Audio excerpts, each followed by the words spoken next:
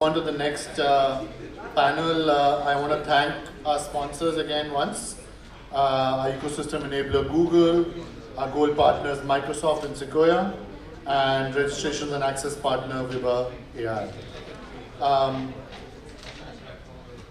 We will now move to the next session, which is the Evolved Cloud Startup Opportunities in a Data-Driven World, just in a couple of minutes.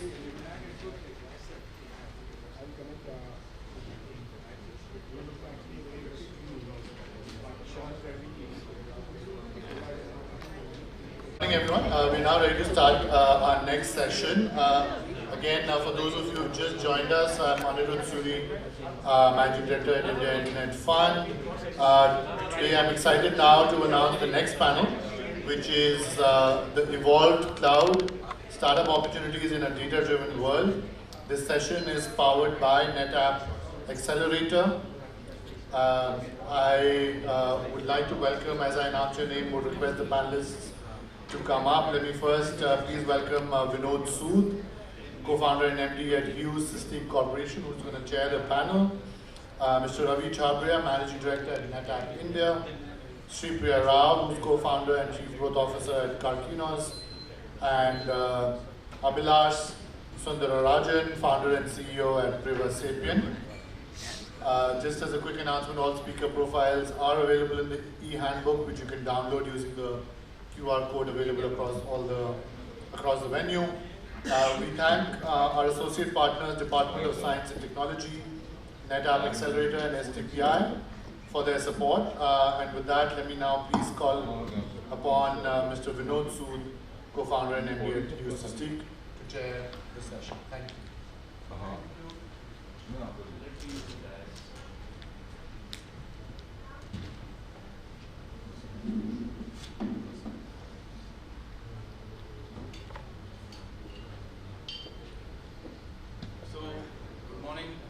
Everyone. So as we all know, technology has become an integral part of our lives. It has revolutionized the way we work, communicate, do business.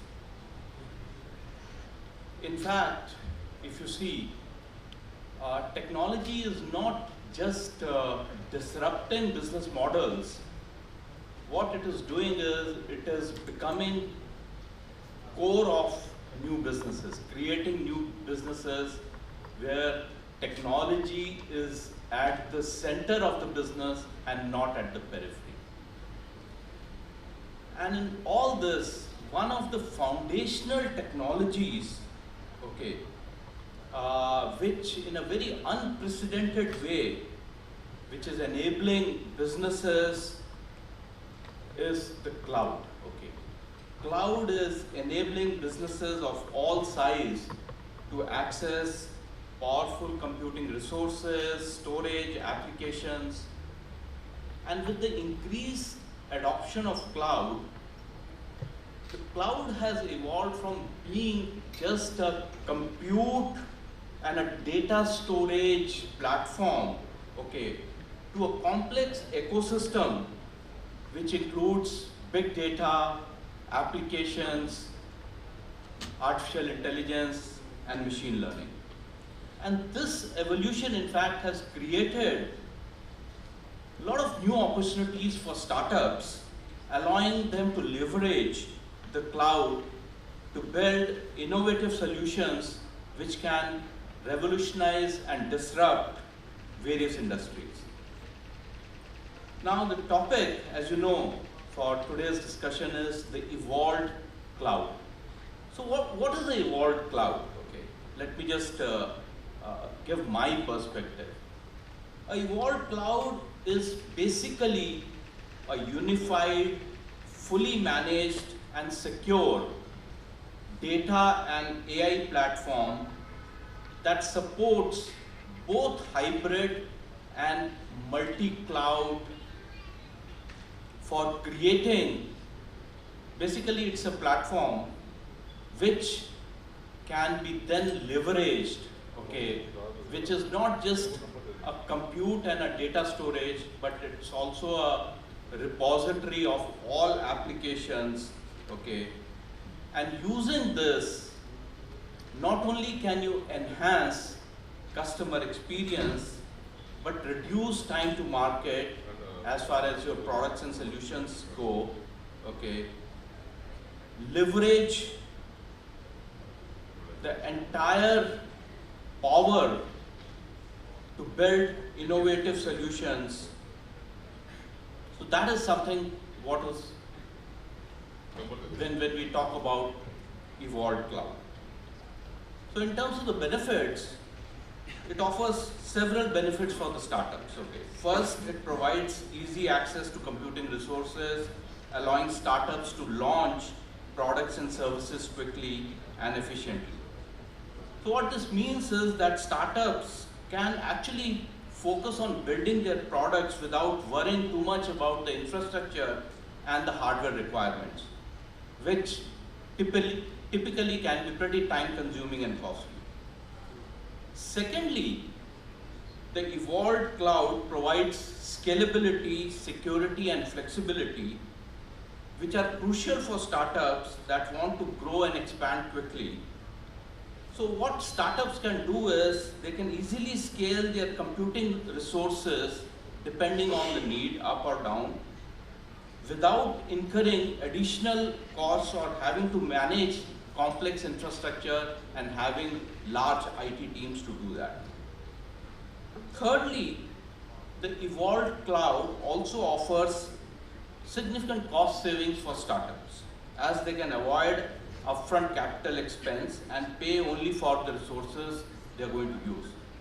So what this means is that the startups, they can reduce operational costs and pretty much focus on their core business. And another aspect which I want to put forward is that as data is becoming more and more important and critical component, the evolved cloud also provides startups with tools and resources to collect, store, and analyze large amounts of data. And this again creates new opportunities for startups in this data-driven world, as they can use data to make informed decisions, both providing predictive and prescriptive insights.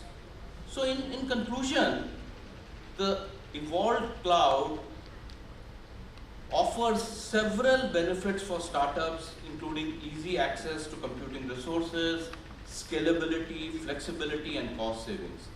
Startups can leverage the evolved cloud and data-driven technologies to create innovation solutions in various industries. However, having said that, startups also must overcome several challenges, including identifying the most appropriate cloud services and the tools, also ensuring security and compliance, privacy, and ability to manage and analyze large amounts of data.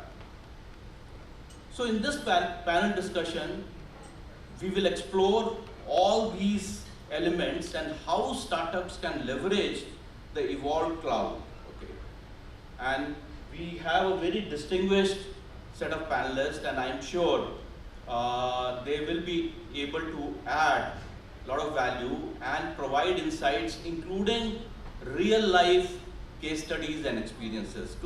So to start with, I would like Ravi, you, to share with us how Netapp is evolving to keep up with the changing cloud, okay, and how can you enable startups to adopt and benefit from the cloud. Thank you, Vinod. So, warm welcome to everyone who's here in the audience. So, couple of things. One, I think, Vinod, just to kind of recap where you started from and anchor it in something very, very profound.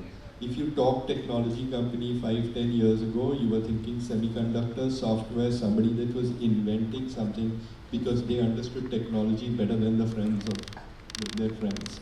Today, when you look at most of the startups out there, particularly in the India ecosystem, but elsewhere also, they are creating value for end customers, not just consumers, but even businesses. They're creating value for businesses, but they're building it on technology. The cost of adopting technology has gone down to zero. We talk about low cost, we talk about no cost, we talk about pulling out a credit card to use compute in a cloud. We've been doing it at massive scale for at least 2 decades now. If you go back 2 decades, just so you have that mindset, 2 decades ago, virtualization was a great idea, a first implementation that came out of VMware, and people were struggling to make it work. In 4 years, it was kind of done. 2 decades later, cloud computing for the compute elements is done. People understood that data was going to be harder. Data has gravity. You can't move data easily. Even today, if you're going to move massive data out of one cloud to another, trust me, you're going to use a truck and move physical devices out. So the question really is, what's changed? In the last 5 years, all these businesses that have gotten able to create value for end businesses and customers on clouds have been able to do it for newer enterprise class apps. Even if they're born in the cloud, they're kind of broad scale. They include data. And what's ended up happening is when you talk to the IT manager or the IT heads 10, 15 years ago, actually you can talk to them anytime, all they worry about is all the complexity in their data center. Everything is shifted into the cloud too. Everything is shifted into multiple clouds. Then think about it. All your data sitting in the cloud, all the money you're making is money made on data. Whether you're doing drug discovery, whether you're doing targeting of ads, it doesn't matter what you do. There's data out there. So it's creating other kinds of problems. And the reason I bring it up, the opportunity for startups here is huge. It's almost like green field. Nobody has solved privacy at scale. Nobody has solved compliance at scale. Nobody's figured out governance at scale. And it's going to be a tough slog because every country, every vertical has their own rules, they have their own regulations, there is a lot of competition even between nations. Which is why you see the space is fragmented and the startups number in a few hundred. And a few of those that win at some point, when they win, they will win very, very big. Right? Anything that you can think of as a large-scale enterprise system today that manages enterprise IT, something's going to replace that for multi-cloud. And therein is the opportunity. And that's how I know some of these folks here. Thank you, Ravi. I think it's very good to hear that there are a lot of opportunities for the startups with the way the cloud is evolving. So I think that should be music to everyone, mostly for the startup entrepreneurs. Okay. And we will talk about some of the things which you talked about in terms of issues around privacy and compliance. But coming to you, Sripriya, and Sripriya is the founder of Karkinos, right? Part of the founding team. Okay, part of the founding team. Yeah, but I pronounced Karkinos rightly. Yes, Okay. you did. So, which is a health tech startup. So, Sripriya, can you share with us the story behind Karkinos, okay, and how you are leveraging the cloud and the data-driven technologies in your domain, which traditionally is not well known in terms of adopting and taking that risk of bringing in new technologies quickly. So please do share your story. Yeah. So Vinod, you said it right. So healthcare industry per se, particularly in India, hasn't necessarily been adopting technology first. Cloud is a much longer journey for us when it comes to healthcare particularly. So at Karkinos, just to give a very short summary of what we do, we're a technology solution-led company creating an oncology platform primarily to create and solve for the gap that exists with respect to care continuum when it comes to cancer. And particularly in India, most of you would have had somebody in your first degree or second degree relatives with cancers, and the number is in millions right now. And we believe the only way for us to solve this problem at scale is to create a distributed cancer care network. And physically solving this problem with physical healthcare ecosystem is practically going to be impossible. And that's the only reason why we thought technology-led cloud solutions as well as roadmaps in terms of interoperable partnership networks is the only way to progress in this model ahead. So what we do in terms of really taking this at scale? So we're creating community cancer centers without walls, as we call it, primarily, as our medical director calls it. And in that entity, what we've essentially done is we've created a technology roadmap where we are able to assess health assessments for every individual of the country as well as the world. And on a simple way, you can stratify that data and be able to see who are at elevated risk and be able to take them in the journey of care continuum. Now, in this model ahead, we used to start with, we've done about 4 lakh to 5 lakh assessments already as part of this roadmap. In any other healthcare entity, it's mostly a hospital who deals with certain set of patients. But since we are dealing this from an entire ecosystem point of view, our idea is we will very soon head towards 10 lakh. On a daily basis, we are doing 10,000 and more health assessments a day. So you do need indeed platforms which can scale. So our first intent of developing this technology platform was built for scale. And that architecture is super important for us, and if you didn't do that, you're going to feel at the very base of the entire ecosystem building person. In addition to this, since we are looking at it from an entire care continuum point of view, we're looking at precision as a conversation for medication. And you build that, most of you would know genomics data, even a single genomic run would go into terabytes. And you cannot solve for this if you were to look at genomics at scale. And the kind of capacity that we are building in terms of genomics is we're looking at 10,000 genomics run in a year. And that's huge amounts of data that we will have to be working with. So cloud was the only roadmap for us, and we've been able to work in this particular direction with interoperable systems and roadmap ahead. I can talk about a few challenges, but there's several as we go along. I think, what is key is that the technology is enabling you to solve some of these problems at scale. And it's creating its own problems at scale. So that's... Yeah, and that is again for us technologists an opportunity that how do we solve those problems, absolutely. So Abilash, coming to you, and Abilash is founder of PrivaSapien, so maybe it would be a good idea if you can also tell us what this name means. But in terms of the specific question, okay, what I would like you to tell us is that what are you doing, okay, and how is your platform and solution enabling insight sharing without really compromising on the private data, the so-called PII? Awesome question, thank you for having me. So, the very fundamental question is that how do you, with data getting collected, the fundamental problem is of privacy. So, the company name is Privacy for Sapiens, hence Privacy. Okay. So, Homo sapiens. Homo sapiens, and so we are going to evolve either into Algosapiens or Privacy. Very interesting. So, the context that Ravi was saying was very interesting because the hybrid cloud model, data has its own gravity. It struck me, I never thought it from that perspective. It's a very interesting analogy as well. So we have kept the name, one of our products is called Event Horizon because it's the horizon before black hole from which the data can be escaped. So the data cannot even move today. Gravity is so high, with regulations coming, the data can't even move. So our first product, Event Horizon, makes personal data non-personal so that data can flow across ecosystems without gravity, it's like zero gravity. So that's what we enable, which is a fundamental change in especially with data, cross-border restrictions on data, processing of data, analyzing data.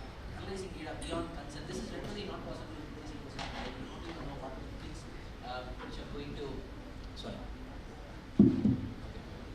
So what are the challenges that you would have when you are sharing data with other parties? It's going to be a very important challenge. So what Event Horizon does is it anonymizes data, not in traditional way. Anonymization, once again, is a very abused word in the ecosystem.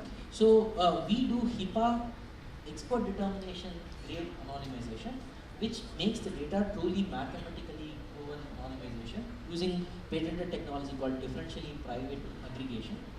So this enables unlocking data to flow to multiple ecosystems without violating privacy of individuals. So you can do analytics like, let's say, drug discovery in terms of COVID. We won a use case with Niti Aayog's Atmanirbhar Challenge Award, where COVID data was present. They had to be unlocked for research and supply chain management and other things. So once you unlock data, health data is very sensitive. Once you unlock data, it can flow. Similarly, this is applicable across industry verticals.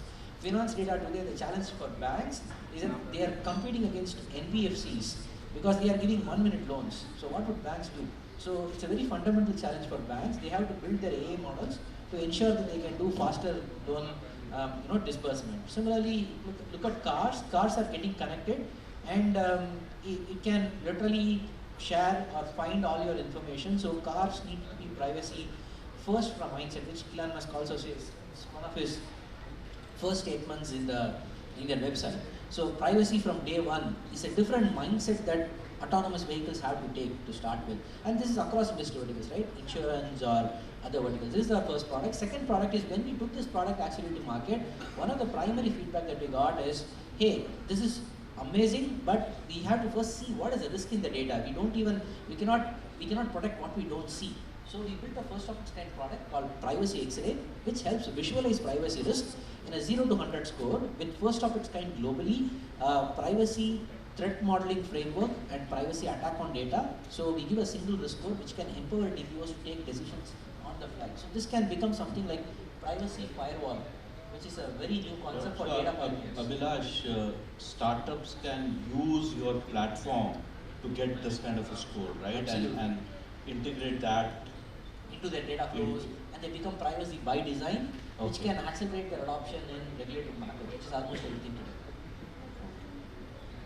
So coming to you, Ravi, and I didn't introduce Ravi. Ravi is managing director of Netapp.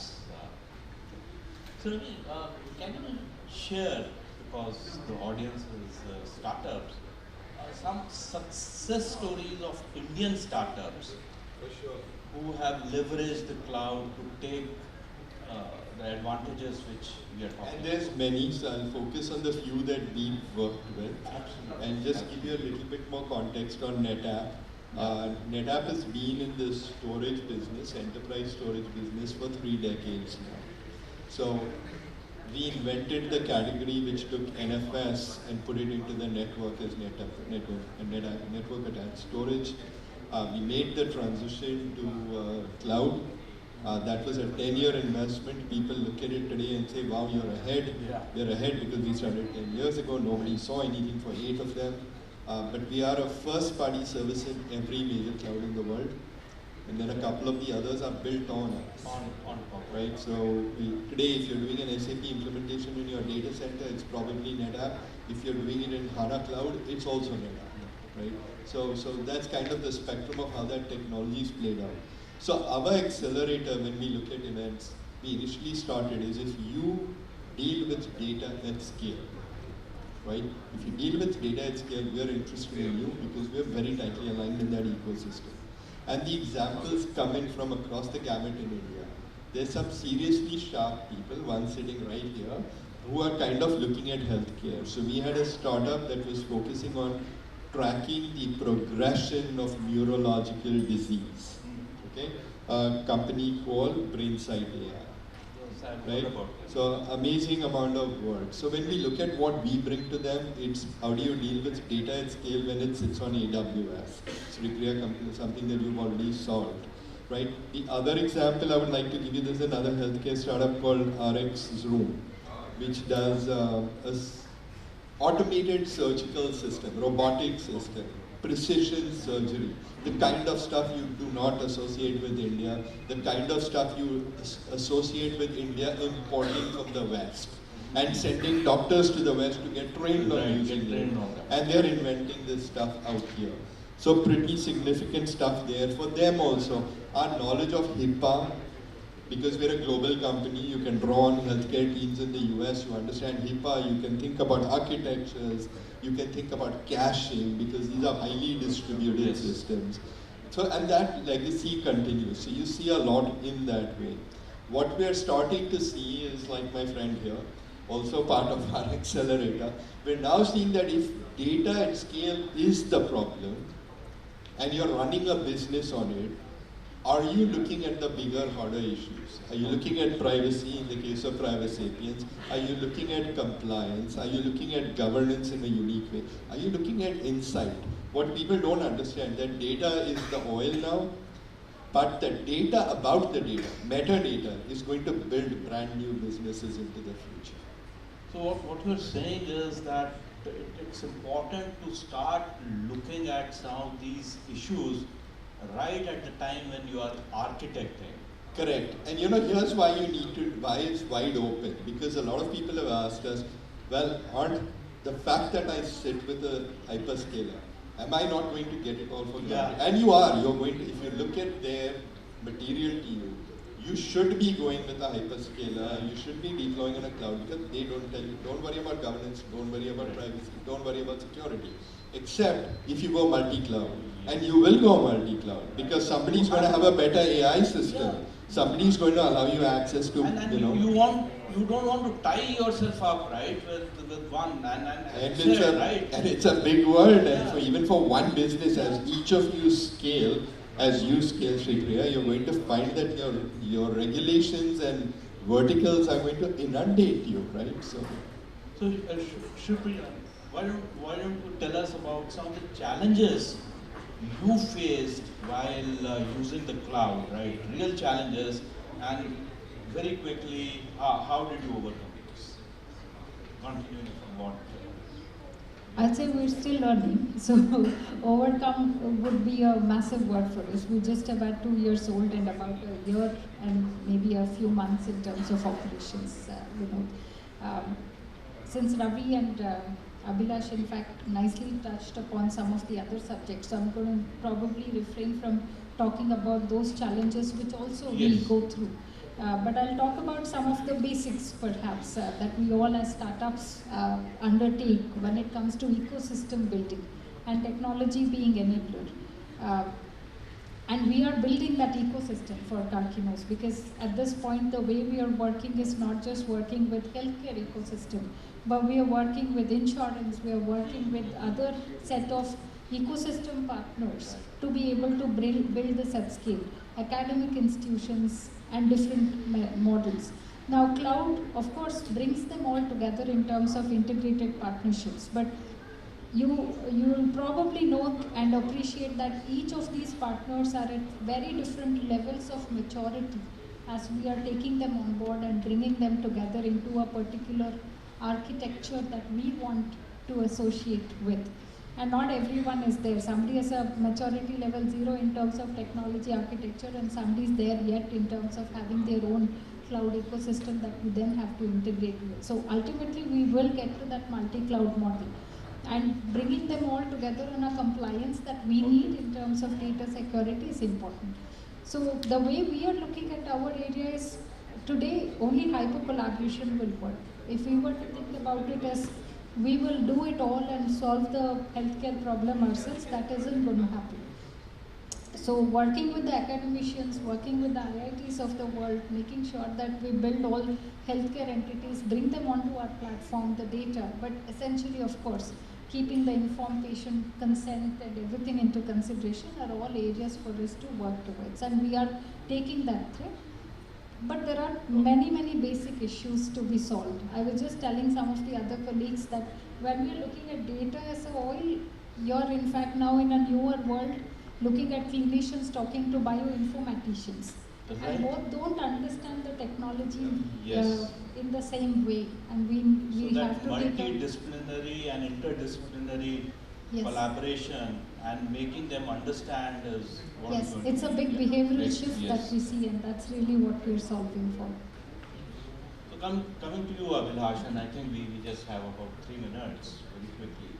I understand your platform extensively uses AI to make inferences, right? So how is this different than the existing solutions or existing? So quickly, so the kind of AI that we are looking at, this is a pre-processing AI, you can say. So what we do is cutting edge techniques like privacy algorithms, like differentially private aggregation or federated learning, are kind of technologies that we are building. And this is extensively researched, right? As she told as well, we are hiring from some of the top institutes in the country.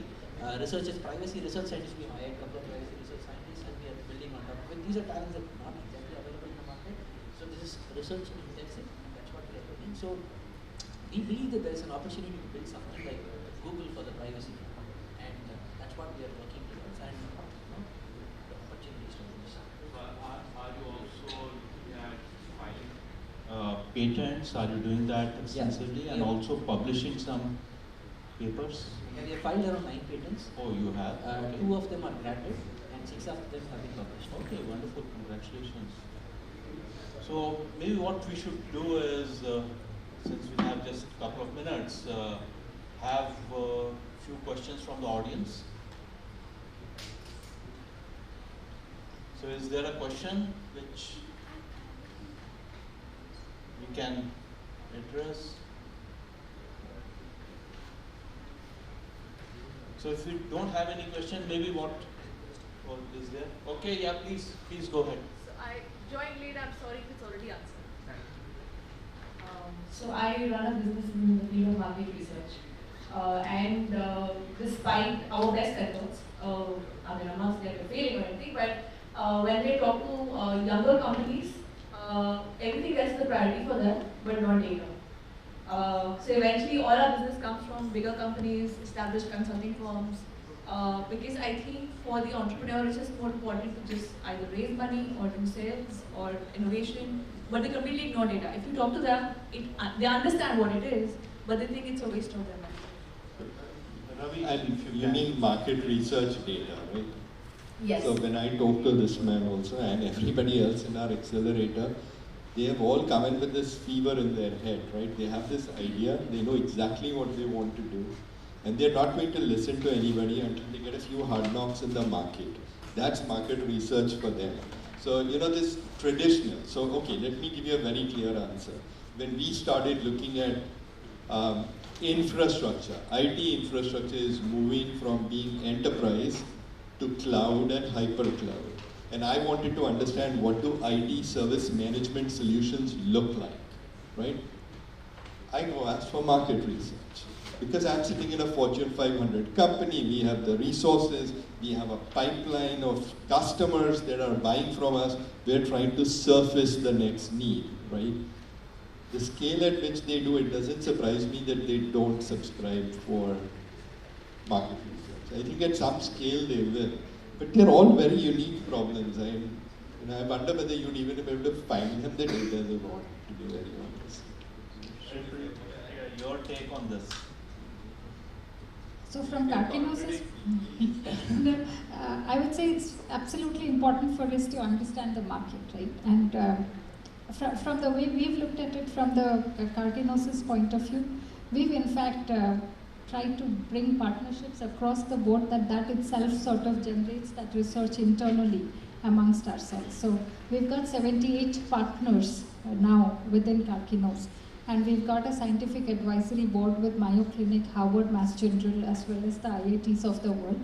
And we believe knowing the market by ourselves and having been there, done it for maybe like our founder CEO's been looking at the cancer control program for the country for over 2 decades now as part of the board of directors. So for us, we look at it from being there ground up, having that knowledge built in, and perhaps not market research at this point adding value, but there is of course enough for all of us to learn, and I'm sure there'll be gravity for us to also look at some data that exists across the world, for sure.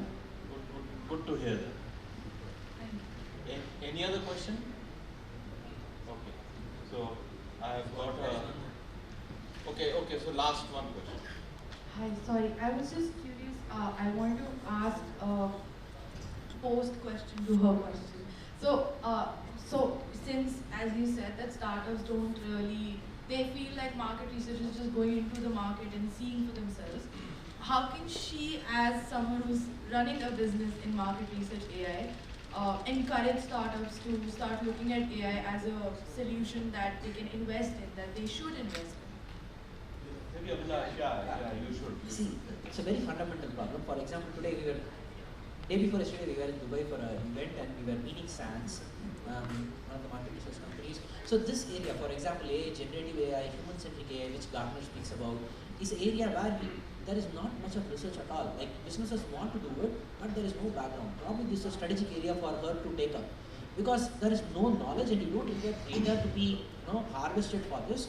You have to understand legality, you have to understand repercussions, you have to understand how data is being used by businesses. Once you understand this, you can make intelligent recommendations.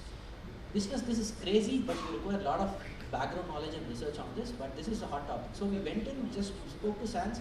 SANS told, oh, this is amazing, we want to speak to you. So there is huge demand for this area, and you don't require data for this actually. It's all you have to read the legislations, and you have to read some research papers, privacy research papers, and make recommendations to business. For example, Netapp, or you can speak with all major companies. They are looking for how they can solve this problem for AI. Because before data even touches AI, if it is sensitive, people can't even touch the sensitive data. Abilash, would you use some firm to get that information at this stage? That's the question. Yeah. That's what they are looking for, guidance on. Yeah, absolutely. We would like to explore, and this is a this is a white space. Yeah, this is a startup is all about experimentation and fail fast, right? So they have a marketing problem. They're not able to reach you because we know how to reach them, right? The big companies know how to The get big to you. companies do. So they just get us on our screen vendor approved list, and they come to us consistently. And it's Maybe not after this panel so discussion, you people can exchange some. Or find your way on another panel. We're talking to a lot of startups. Thank you. So thank you, Ravi, Abilash, and Sripriya. Thank you very much. Thank you. Thanks, everyone.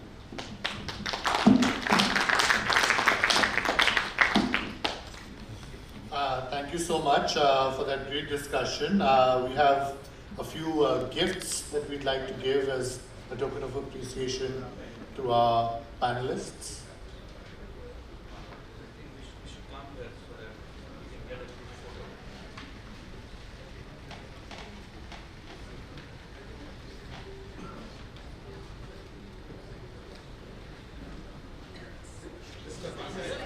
One gift not to be shared.